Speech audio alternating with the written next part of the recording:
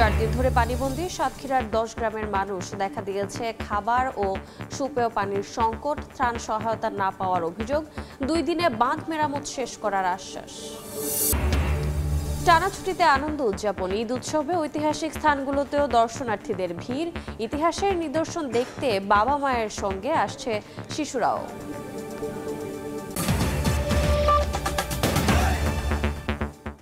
বাংলার সময়ের সঙ্গে আছি আমি রোজা চৌধুরী। থানা থেকে লুট হওয়া অস্ত্র উদ্ধার হলে দেশের আইন শৃঙ্খলা পরিস্থিতি আরও উন্নত হবে বলে জানিয়েছেন স্বরাষ্ট্র উপদেষ্টা জাহাঙ্গীর আলম চৌধুরী। দুপুরে রাঙামাটিতে মতবিনিময় সভা শেষে সাংবাদিকদের প্রশ্নের জবাবে তিনি একথা বলেন। এ সময় দেশের বিভিন্ন স্থানে চাঁদাবাজি বন্ধে আইন শৃঙ্খলা বাহিনী তৎপর রয়েছে বলে জানান তিনি। আপনারা জানেন 5ই অগাস্টের সময় আমাদের অনেক প্লেনের থেকে অনেক থানা লুট হয়ে গেছে। সব হাতিয়ারগুলি আমাদের কিন্তু এখন উদ্ধার হয়নি। এই হাতিয়ারগুলি কিন্তু উদ্ধার হয়ে গেলে সমস্যাটা অনেকটা সমাধান। চাঁদাবাজি বন্ধের ব্যাপারে আইন শৃঙ্খলা বাহিনীর কাছে কঠোর নির্দেশ দেওয়া হয়েছে। কোনো চাঁদাবাজি ছাড় দেওয়া হবে না। এখানে কোনো অবস্থায় কোনো রকমে এই দুর্নীতি টলারেট করা হবে। দ্বিতীয় দিনের মতো শুরু হয়েছে সাতক্ষীরার খোলপেটুয়া নদীর ভাঙা বাঁধ সংস্কারের কাজ। 2-1 দিনের মধ্যে কাজ শেষ করার আশা পানি উন্নয়ন বোর্ডের। এদিকে বানভাসীদের দাবি এখন পর্যন্ত পাননি কোনো সহযোগিতা। দেখা দিয়েছে খাবার ও বিশুদ্ধ পানির সংকট। মমতাজ আহমেদ বাপ্পির তথ্য ও ছবিতে রিপোর্ট। জোয়ারে বন্ধ থাকে ভাঙা বাঁধের মেরামতের কাজ। ভাটায় আবারও শুরু হয়। সাতক্ষীরার খোলপেটুয়া নদীর ভাঙা বাঁধ সংস্কারে বৃহস্পতিবার দ্বিতীয় দিনেও চলে জিওটিউন রিং বসানোর কাজ। স্থানীয়দের পাশাপাশি সহযোগিতার হাত বাড়ায় সেনাবাহিনী। পানি উন্নয়ন বোর্ড জানায় 300 মিটারের মধ্যে শেষ হয়েছে 80 মিটারের কাজ। 300 মিটার জিওটিউব দিয়ে এটা রিংটায় কাজ করতে হবে। তার মধ্যে আমরা 1/3 অলরেডি ডান করে ফেলছি। সারাদিন এবং রাতের মধ্যে পুরো লেনটাই আমরা কভার করে দিব। জিওটিউবের পুরাটা কভারেজ হয়ে গেলে আমরা আশা করি ইনশাল্লাহ আর এই ভাঙনটি থাকবে না। এই এলাকার মানুষ এই যে পানি উঠছে এটা থেকে রেহাই পাবে। দীর্ঘদিন ধরে বিভিন্ন অংশে ছিল ফাটল। গত সোমবার হঠাৎ করে বাঁধের 150 মিটার অংশ ভেঙে যায়। হু হু করে লোকালয়ে ঢুকে পড়ে পানি। ঘরবাড়ি ছেড়ে অনেকে আশ্রয় নেন উঁচু স্থানে। পানিতে ডুবে থাকা বাসিন্দাদের অভিযোগ, ভুগছেন সুপেয় পানি ও খাদ্য সংকটে। আমরা খুব অসহায়, রাস্তার পাড়ে পড়ে আছি, ছেলেমেয়ে খাওয়া দাওয়া নেই, খুব কষ্টের মধ্যে আছে। 7 দিন ধরে নদীতে ভাসতেছি, পানি জোয়ারে উঠতেছে। ঘর বাড়ি সব ভেঙে গেছে, বাচ্চা কাচ্চারা কিছু খেতে পেতেছে না। সহযোগিতা চাচ্ছি আমরা যেন নিরাপত্তা একটু বাঁচতে পারি, শক্ত বাচ্চাই। এদিকে ভাঙন কবলিত এলাকার বাসিন্দাদের এমন সংকটকালে পাশে দাঁড়ালো নৌবাহিনী। দুপুরে নৌবাহিনীর পক্ষ থেকে জরুরি ত্রাণ সামগ্রী বিতরণ ও মেডিকেল সহায়তা দেয়া হয়। পর্যায়ক্রমে ক্ষতিগ্রস্ত সব পরিবারের মাঝে বিতরণ করা হবে এ উপহার সামগ্রী।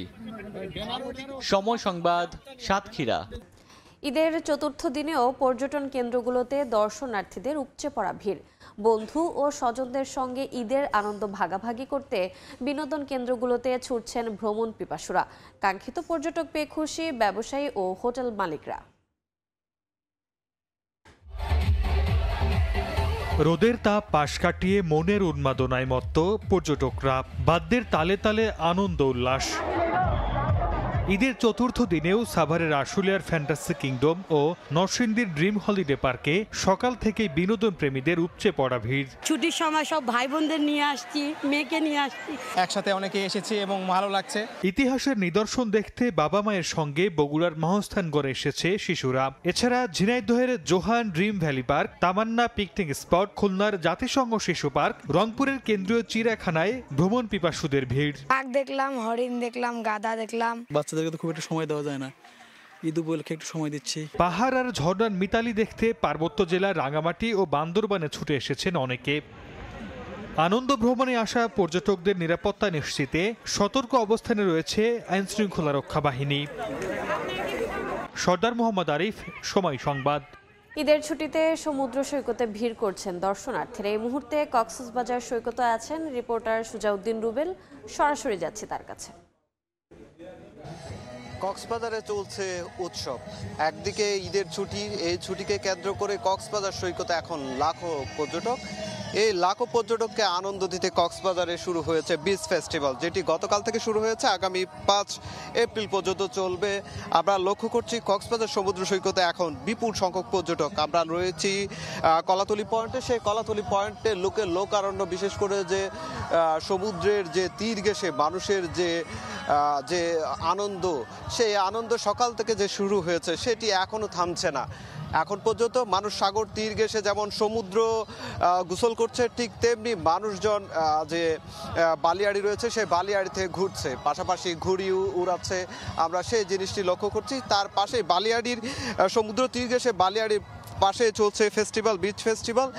জবির এটি আয়োজন করার পর থেকেই কিন্তু আমরা বিকেল ঘনিয়ে, যখন সন্ধ্যা ঘনিয়ে আসছে, ঠিক তখনই দেখতে পাচ্ছি বিপুল সংখ্যক পর্যটক এই যে বিচ ফেস্টিভ্যাল চলছে সেই ফেস্টিভ্যালকে ঘিরে রেখেছে। সেখানে চলছে, আমরা লক্ষ্য করছি দেশের যারা সেরা গায়ক রয়েছেন তারা গান পরিবেশন করছে। ঠিক তার পাশাপাশি এই ফেস্টিভ্যালে নানা ধরনের আয়োজন চলছে, বিশেষ করে খেলাধুলা থেকে শুরু করে জেট স্কি রাইড থেকে শুরু করে বিচ বাইক, ঘোড়ার পিঠে চড়া, ছবি তোলা এবং ঘুড়ি উড়ানো, এই আয়োজনগুলো চলছে। আমরা যারা এই উৎসবটি আয়োজন করেছে তাদের সঙ্গে কথা বলেছিলাম। তারা যে বিষয়টি বলছে, যেহেতু ঈদের টানাছুটিতে কক্সবাজারে 5 থেকে 10 লাখ বেশি পর্যটক আগমন ঘটবে, এই পর্যটকদের আনন্দ দেওয়ার জন্য তারা কক্সবাজার ছুটে এসেছেন এবং কক্সবাজারে তারা পর্যটকদের যাতে আনন্দ দেওয়া যায় সেই ধরনের আয়োজনগুলো তারা রেখেছে। বিশেষ করে দেশে দূর দূরান্ত থেকে যারা পর্যটকরা আসেন তারা যাতে কোনো ধরনের যাতে তাদের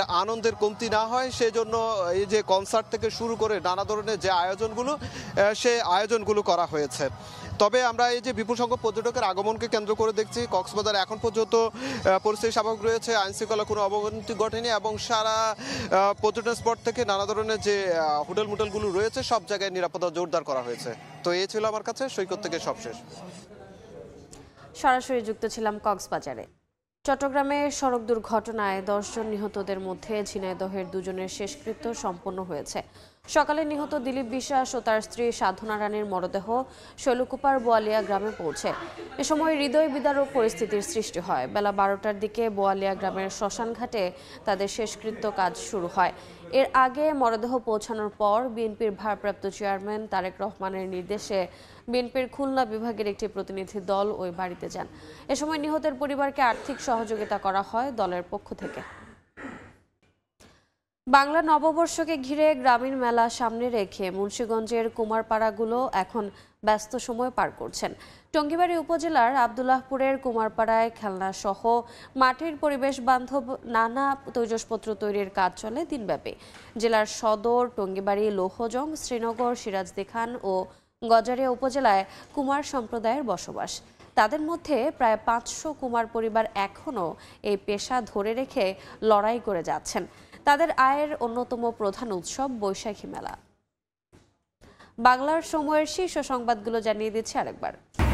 4 দিন ধরে পানিবন্দী সাতক্ষীরার 10 গ্রামের মানুষ, দেখা দিয়েছে খাবার ও সুপেয় পানির সংকট।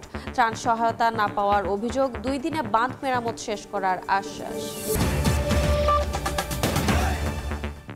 এ ছিল বাংলার সময়। সঙ্গে থাকুন সময়ের।